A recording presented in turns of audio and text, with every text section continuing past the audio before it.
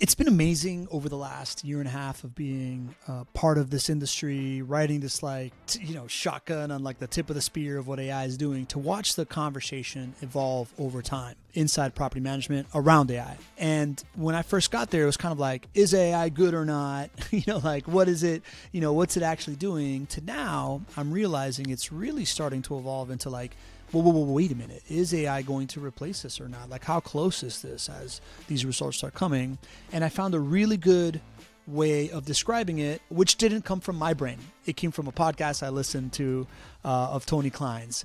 And I'm going to explain kind of like this frame of what he said there and help you understand where AI fits in your business, why it won't replace you, what it is going to replace, and what it can actually do for you. Enjoy.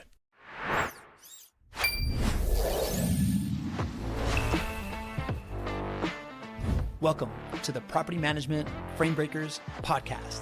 I'm your host, Pablo Gonzalez, and I am here to introduce you to the folks in the property management space that have broken the frame of what you may believe was possible. This podcast is presented by Vendoroo. It is your all-in-one AI solution for resolving your maintenance needs. Let's go. So I was listening to the Tony Klein podcast, Property Management Success Podcast, episode released on January 26th. Here he's talking to Darus Trutna, who is, by all intents, I don't know him, I just listened to this podcast, very impressive operator. This guy had a 100-door property management company, and he absorbed a 900-door property management company and was able to succeed through it, not have a lot of churn. And he attributes a lot of his success to just this like really deep understanding of technology. And as the conversation turned into technology, obviously the question around AI comes up. So Tony asked him this question, which I think is, something I think we're all thinking in the back of our minds. And he was saying, hey, all this AI stuff is cool, but we kind of saw this with Zillow, right? Well, we saw this idea that like Zillow all of a sudden was doing a bunch of stuff for us, and then now it's turned around and now it's selling us back our own business. So at what point is AI going to become this actual threat to property managers, right? At what point is AI going to replace property managers from their job? Darris kind of chuckled, right? And rightfully so. And he went into this really great explanation of what AI is good at and what AI is not good at, which I really want to share here.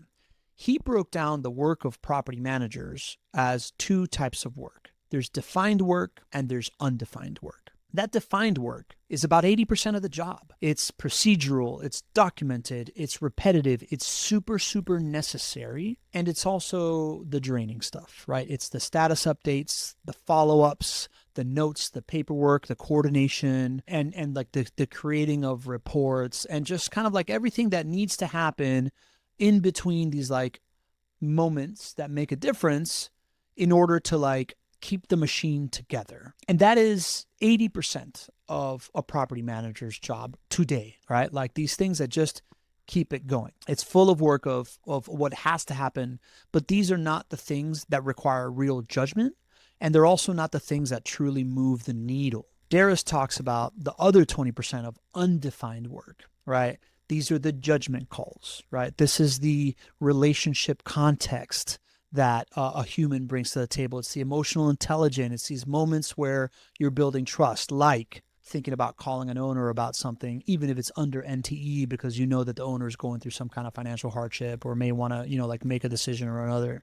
Knowing when a vendor's quote doesn't quite feel right, even if it's under NTE, right? Like those kinds of things. Knowing that a resident may be going through, may require another touch point because you're getting a feeling that they're not going to want to renew because they don't feel like they're being treated right, and maybe going above and beyond on the next thing that happens in order to rebuild that trust. Or even, and this is a really interesting story that my friend Tim Richards, who I just spent a day rolling around his operation with, he's got RPM Titan in Franklin, Tennessee.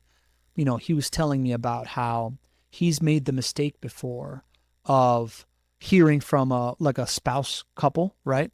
Hearing, oh, my husband or my wife, they're the ones that are in charge of like our investment future. So just deal with them and not building the relationship with the other spouse. And then getting to a point where he realizes that the other spouse, even though they're not involved in the decision-making process, outwardly do influence when stuff happens. And God forbid if something happens to one spouse, they're now getting advice from somebody that has built their trust over time.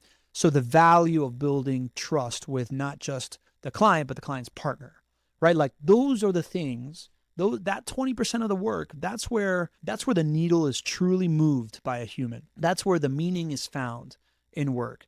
This is the work that property managers feel proud of, that they get meaning from. And that is 20% of the work. So here's the problem. As you grow, that defined work grows exponentially, right? Like it just continues to grow over time, while that undefined work, seems to fade away with like the intensity of the defined work. And it reminds me of Dave Norman's story, right? Like, so Dave is our chief property manager. He's like the brain inside of the AI.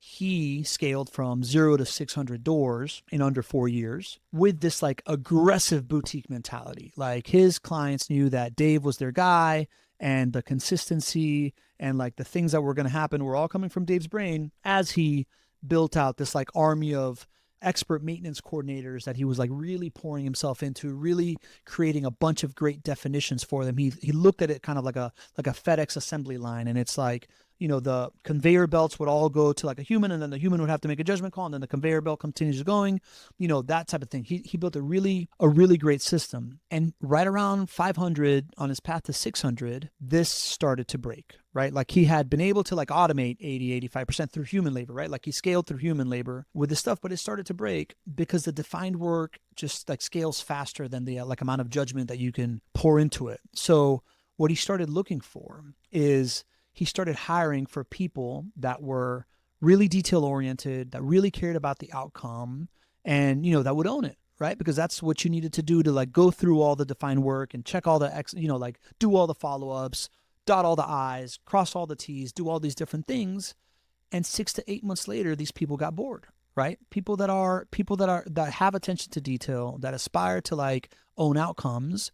After a while, they get burned out by this stuff, right? Like they either want a promotion, or they start looking for something else, or they just kind of like burn out and quit, right? Like you see the kind of like the 1,000-yard stare when they show up if they're in that role too long. But that work still needs to get done, right? So that's what broke the operation for him. And this is the aha when you put it all together. Agentic AI is really good at doing that defined work, right? Like that is right now what Agentic AI, what the best Agentic AI, what Vendoroo does really, really well, is doing that defined work the way that you would want it done if it's built correctly. So Agentic doesn't remove humans from property management. It removes the parts of the job that push good humans out. If you start letting the AI agent absorb that defined 80%, then humans get to live in that 20%, right? The ratio of meaningful work that your team gets to do increases. That leads to longer retention of your A players. That leads to a more consistent experience over time for your residents and for your owners. And it really leads to you enjoying running your company, right? Like you get to surround yourself with your A players, you get to keep them, and you get to create this consistent relationship, this consistent outcome, this consistent experience for your stakeholders, the residents, the owners, and your team. This is the first time in property management history where scale and consistency and meaning don't have to fight each other. So zoom out and think about what you're trying to build. As a business owner, right? As somebody that is trying to build a machine that eventually allows you to only get to do meaningful work. The key is longevity of your team, right? That hidden churn of your team is what makes entrepreneurship not fun. I know this for a fact, right? A more durable team is allowed to build more trust over time with your residents and with your owners through a consistent experience and a consistent, better long-term experience for you as a business owner. So this is the shift that you want to make. You want to think of, don't think of like what people I can replace with AI. Think of what defined work I can have AI take care of, and where can I put my people in this undefined space where I can really, get to like see them flourish by using their judgment, by solving the problems that give them meaning, and by feeling really valued over time to their clients and to their teammates and to their boss, you. Agentic AI is not going to threaten property managers. It only threatens that boring 80% of the job that makes great operators quit. And that should be your North Star when you're building the business and when you're incorporating AI. So